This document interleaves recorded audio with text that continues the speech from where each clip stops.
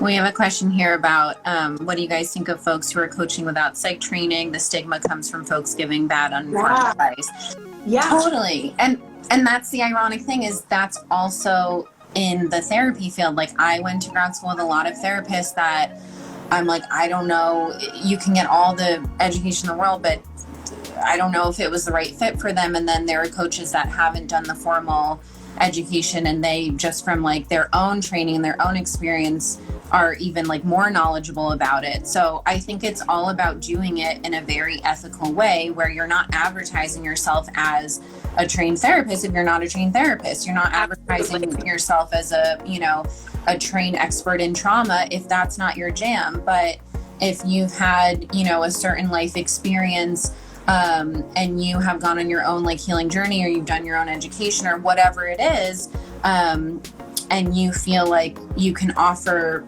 some skills that either come innately and or combined with like your training and stuff, then it's like what a waste to not use those, because we have a system telling us you can't do it that way. So I think, of course, there are coaches that give the field a bad rep because they are maybe out of their scope of, practice. Which happens again in all fields. Pretty much all fields. You have to remember that. Yeah, like it is, and I like the point that it's like you have to be really self-responsible in any setting. Like it really relies on you at being like, okay, where do I feel my zone of genius is? What do I know? Where have I played? How do I, what have I done on myself? What have I worked on with other people?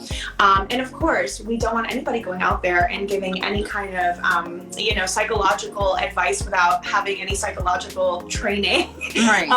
100%. So, yeah, definitely. I love that. That was a great answer to that. And, we also had another comment that said, I'm studying mental health now, Mon Felton. And I'm studying mental health right now and then moving into studying drug and alcohol. Cool, but I still feel like I don't have the right qualifications to help. Well, let me just also say, you guys, helping, giving advice, supporting, holding space, validating, mirroring, these basic things are not monopolized by therapists. Therapists do not have a monopoly on healing. And I want to really drive home also a very important point, you guys, that this Western modality of healing and the way that we approach it erases all kinds of medicine healing, indigenous healing, culturally relevant healing modalities that come from, different places and different tribes. And it really tells us there's one way of doing things, and that is not the truth. Right. And there are many kinds of healers and many ways to approach healing. And if you even look at your own line and your bloodline and where you come from, guaranteed there's some intuitive healing in there as well, intuitive healers that have been in your line, and that's why we come to this space to get validated by the system, but really you've had it in you the whole time. Chances are, if you're a therapist or you're a coach or you're whoever in the healing space, you've done it, you've been doing the same thing for people for free for your entire life, because it comes naturally to you, right? Exactly. Friends, family,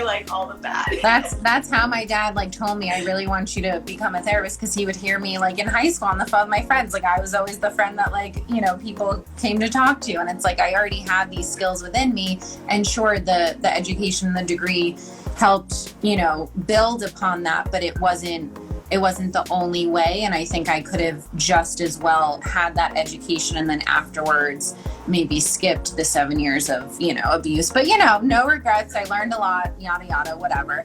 But yeah, it's just having more of an expansion mindset to be there are more than one ways of doing something, and you have to find which works for you. Because like you said, our Western culture, it's taking credit for all the shit that we didn't come up with. We're just stealing it from all these cultures that actually have been practicing all this stuff for years, Thanks for watching, you guys. If you enjoyed this, click here to check out the full podcast episode. Click here to check out our full library of podcast episodes. And don't forget to hit subscribe so you can be the first to know when we're posting new ones. I'll see you soon.